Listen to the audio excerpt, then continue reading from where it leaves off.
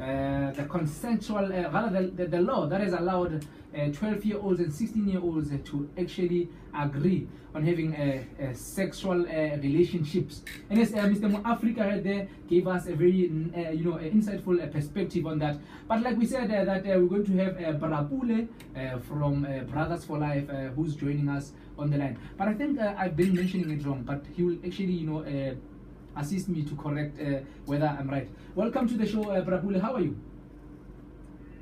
Thank you very much, and also to the listeners, good evening.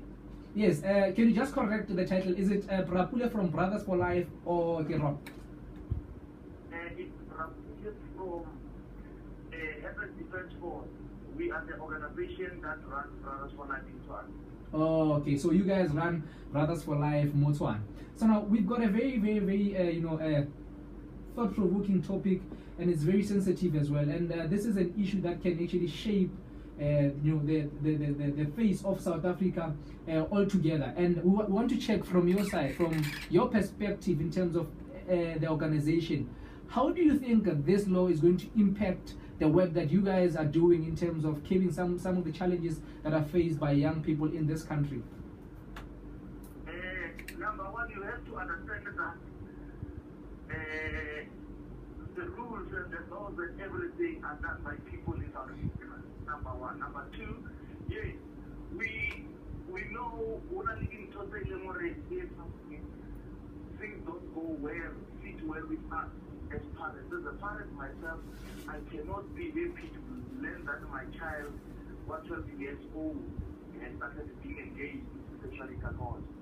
But it's my duty as a parent already. As my child grows up, he instill my values and norms into her and him, so that tomorrow I have a decision. And what the decisions, there are consequences, and the consequences you are. Not that, laws are there to protect us in the country, but we shouldn't only rely on them.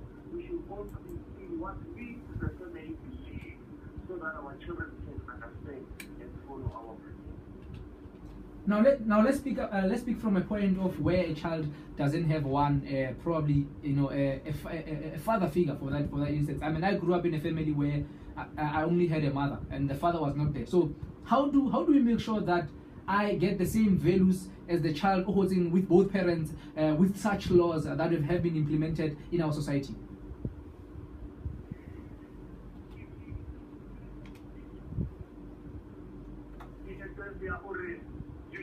Understand, or even our morals and family are different. You can simply understand from a kindergarten issue that a child who can't have instruction can get to what is the one and run. Now, it's interesting, however, my greatest challenge with such rules was that maybe if we could have people that to complete something, that also who doesn't only, we shouldn't just do laws, but we should also put education around these in the community. We as Brothers for Life, we do education to young people as far as say, but it's not enough. You understand? We only depend on the funding that we get, but it's not enough. We need communities also to have such engagement, to have such dialogues, whereby they talk to their young people about the values. How do we expect young people in our community to behave? A very good point there. But I want to understand as well, I think that this will be my last question before MoAfr and the other people in the studio pose questions to you. Now I want to understand this one thing only from you. So now you guys are the guys who would normally go to schools, go to communities and remind our young people on the importance of abstaining, number one, from sex, because they're either not ready, and the fact that it has banning consequences that they wouldn't even be able to actually uphold. Don't you think by allowing this law to be passed, it is more like undoing the great work that you guys are doing? Does it not in a way work against you guys? I don't know. What do you think about that? Okay, you should understand one thing. We are held by the law, the rules that have been passed, but on the contrary, I don't believe it's undoing what it is saying to young people when we said them they should abstain. The difference is that you still go in and tell people to abstain, knowing that let them abstain. Some of them don't, and some of them it's circumstantial, what we understand. But in that moment whereby it has been a circumstantial act, people shouldn't just be taken to court and criminalized, because in that case, we are also destroying the future of these young people. No, MoAfr, do you have a question for Brother Pule? Brother Pule, I want to ask you this simple question. If we were to join hands and oppose this, how do you think it will take, what do you think it will take our country if this law necessarily can be opposed and changed after it has been implemented? What do you think impact it will have in the social system of our country in general, especially on our children's lives? Okay. You see, the law will bring a very bad detriment to the country. Number one is that, and if you go to the clinic today, you still find young people and much coming to antenatal. Now, in that case, if a child has been antenatal, the child is already enrolled in the law, which means the child is eligible to have a criminal case, which means the person who slept with the child also will have a criminal case, which will automatically inhibit them to get jobs in government areas whereby criminal case is not it's not a prerequisite. If you have it, you don't get the job. So automatically, we'll be having a lot of people in the country who are not actually going in production, and it's all in bringing our economy down. 2 minutes rather before the hour, 7 o'clock, and Rauka Prapule, and do you have a follow-up question right there?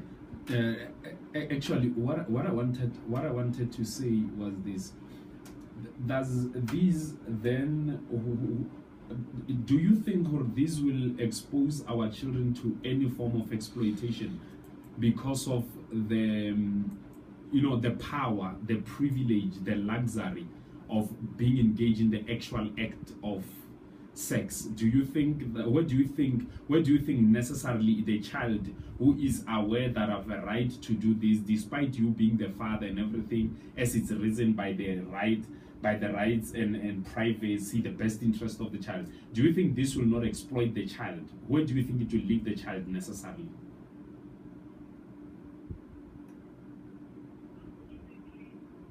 Grew up in an area whereby we used stones.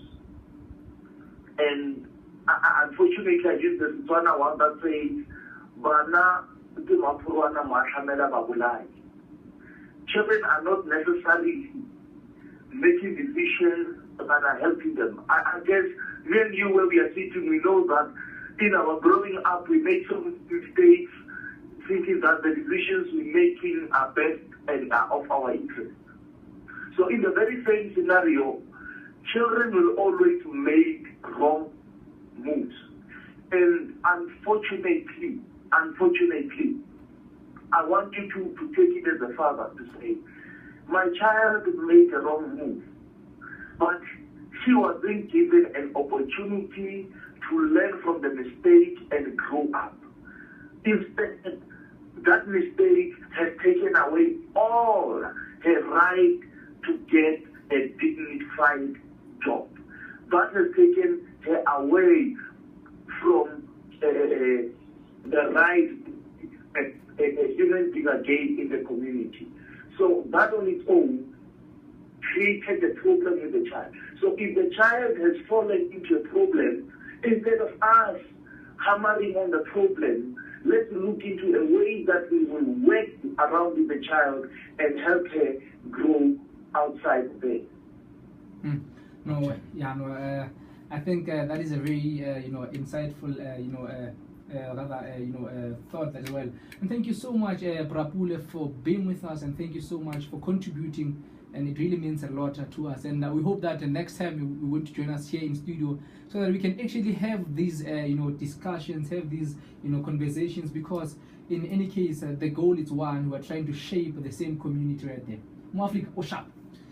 Yes, I'm fine. Oh, okay. With my opinionated mind having its own vibes. All right. Thank you so much, Pule. Have a lovely evening. Thank you so much. May God bless you. Okay. Ladies and gentlemen, that was Pule, all the way from an organization along the Sister Brothers for 2 minutes past the hour, 7 o'clock, and we are about to make way for the best nighttime show that is coming till 10 p.m.